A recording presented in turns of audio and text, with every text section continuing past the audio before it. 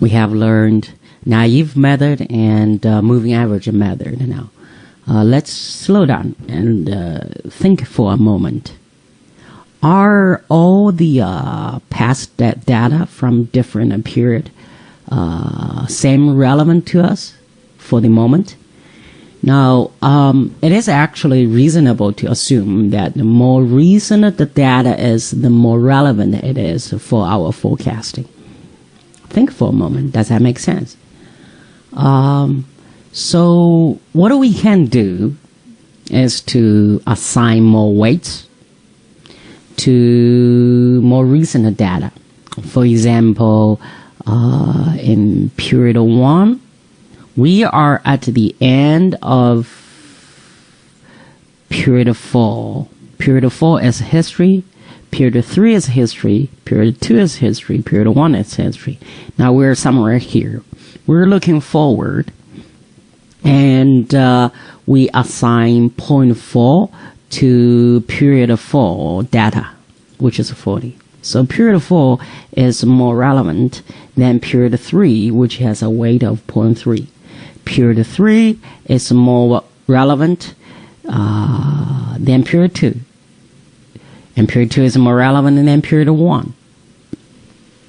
So the more recent the data it is, the higher the weights we have for it. Okay. Now we want to forecast for period 5, and we have the weights for each period. How do we do that? It is actually pretty simple.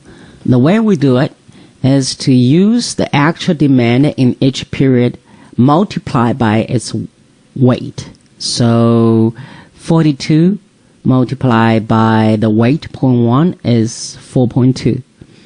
The actual demand in period 2 is 40. The weight is 0.2, so 40 multiplied by weight 0.2 is 8. We do the same for period 3 and period 4. Next, we sum up this numbers we calculated here, which is the demand times the weight for the 4 periods. We sum them up. It is 4.2 plus 8 plus 12.9 plus 16, and then we get 41.1. And that is our forecast.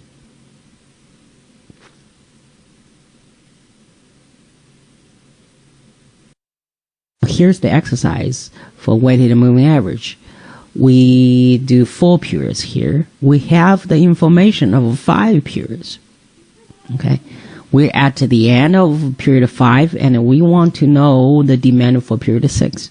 What do we do is we look back 4 periods. That is period 5, 4, 3, 2, and we figure out the weighted demand, which basically is the demand multiplied by weight. Okay, and you get this one. Demand multiplied by weight, you get this one. And we sum up this column, we will be able to get this forecast using weighted moving average. Now please stop and, well, how to stop? Press the stop button and then calculate the forecasted demand for period 6.